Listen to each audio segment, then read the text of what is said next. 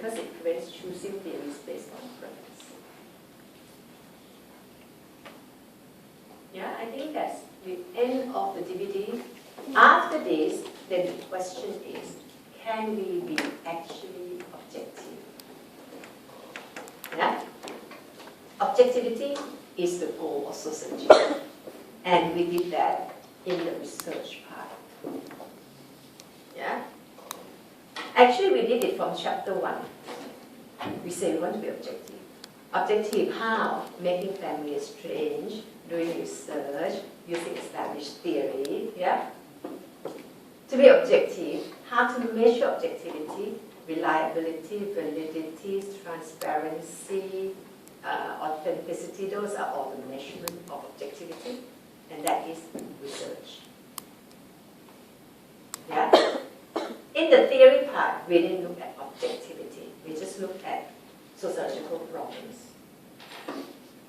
And now we look at objectivity again. How to produce knowledge which is objective. The empiricists say data. Yeah? The interpretationists say interpretation of such thing. That's objective. The realists say theories, testing theories against each other. In the end, the DVD say, objectivity is the goal, just like perfect cleanliness, hard to achieve. Yeah? So it doesn't mean that it's hard to do and try. What we do is trying to be to have perfect cleanliness. That's OCD-ish. OCD, obsessive compulsive. Those people must have perfect cleanliness, that's why they want you. That one is mental problem. So for the perfect cleanliness, we don't have. So we try to be as objective as we can be. But objectivity is being prescribed by different procedures. Yeah? Empiricists, one thing, interpretativists, realists, different ideas. Now let's look through some of the realist things that you see in your subject guide.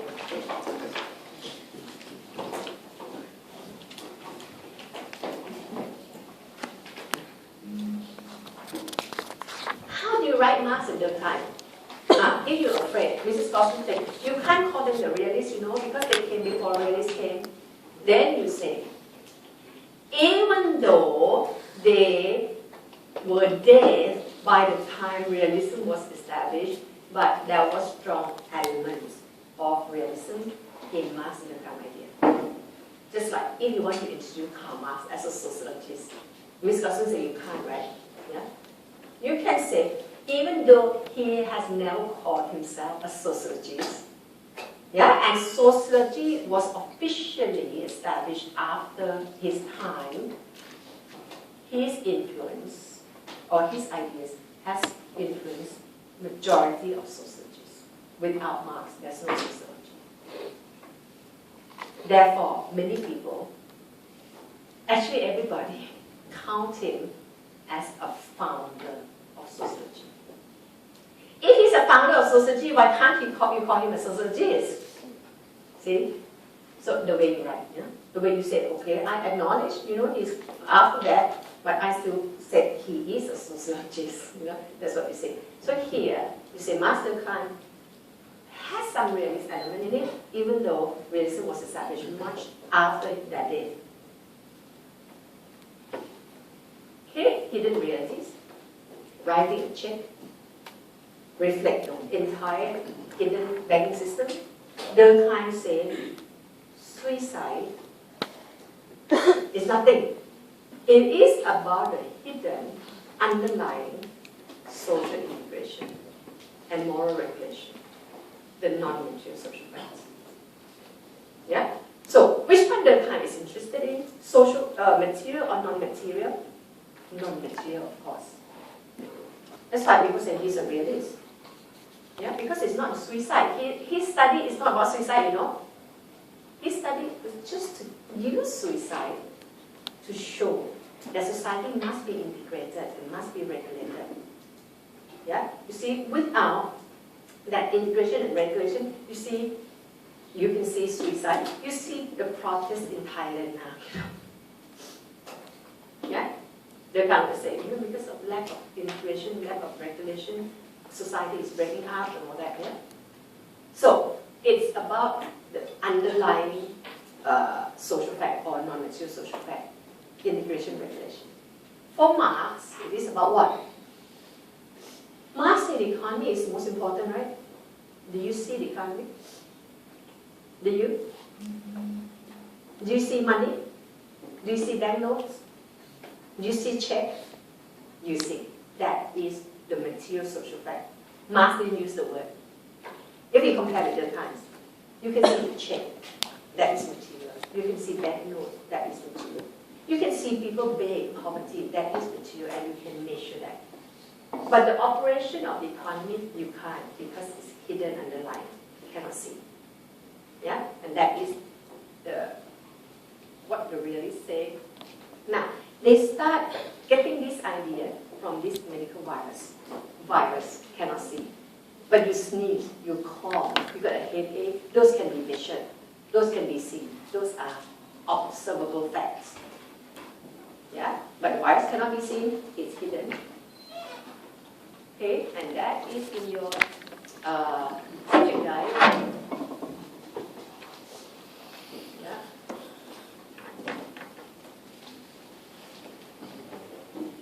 This one here, if you want to write about goal, positivist is correlation.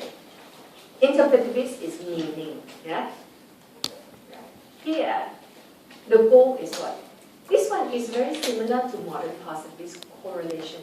You can write correlation. Easy. Easier for you, training probability, hard for you to write. Just write correlation. Yeah? Or partial reality. That's also a word that can be used. But if you want to write about realism, you won't write this, I tell you. You are going to write about hidden reality. Writing a check reflects the entire banking system that kind of thing. You probably won't write this. Because it's hard for you to link with other part. Will you write this? You won't. You won't. It's hard to link with other parts. What will you write? Will you write this? Also, will you want? But if you really want to know, there are something like Weber. Yeah, they are very much like Weber. You write this part. This is about the hidden reality. You want to focus on this one. Yeah? And you want to follow the subject, the DVD just now, to say, there must be problems, yeah, with two previous approaches. That's why a new approach can be born, isn't it? Yeah? If there's no problem there, nobody thinks, yeah? It's got to have something not quite right. And the problem that is acknowledged by the DVD, and I think it's an easier way for you to start how to write it. You say positive interpretivist or has some imposition problem. Yeah? So, this perspective says, we have to get rid of that imposition.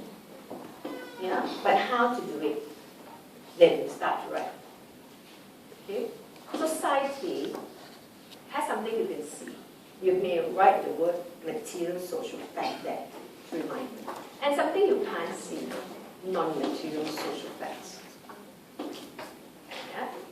So this one, material social facts, non-material social facts. It is a non-material social fact. Social integration, moral regulation, for example, that creates suicide. That you can see. Yeah? You can see people killing themselves. That one can be studied empirically. This one is not in the subject guide. The lower part is in the subject guide. Yeah? And that is enough. But this one I think is interesting for you to understand what they try to say. In fact, there is something real, hidden, but more enduring than our central view. It is hidden. The economy is hidden. Social integration is hidden. You can't see. But this hidden thing creates something actual. This is very philosophical. You know? You don't have to go too much deeper into philosophy. Okay? This is something that really exists. This is something that we can observe directly. Yeah? Occurrence come from real, become actual, and then empirical. But our perception, we can't see this, you know. We only perceive through the things that we can touch, we can feel, we can see. That perception perception leads us to know what the real is. Yeah? So, in other words, there are 3 layers of reality. You don't have to say that. What you need to say is just something like this. That there's something hidden. That hidden reality, in fact, is called the real in philosophical term. That's why this perspective is called realism. Because they focus on the real, the hidden real. Yeah? Because the hidden real creates the empirical. Isn't it silly, those empiricists, they don't even know that this is very superficial. According to them, because the empiricists focus on this level, yeah? You know, what you see is what you get. Facts speak for themselves. Empiricism focus on this layer of reality. The realist says, not enough. Because this doesn't create itself, it is created by the real. So we have to understand the real. How do we understand it? If we say what we see is not the real thing, we have to theorize what the real looks like. Just like you see people sneeze, people cough, people have fever and all that, yeah? These are the symptoms, these are the empirical evidence. It got someone to see this thing happening and say there must be something and start to call it virus. Yeah? Yeah? And then once the theory is being created, then you can go and collect data. But it's not the data that is important, It's a virus. It's a theory that says all illnesses that has this kind of symptom is caused by something called virus. So, yeah, we're not going to do this.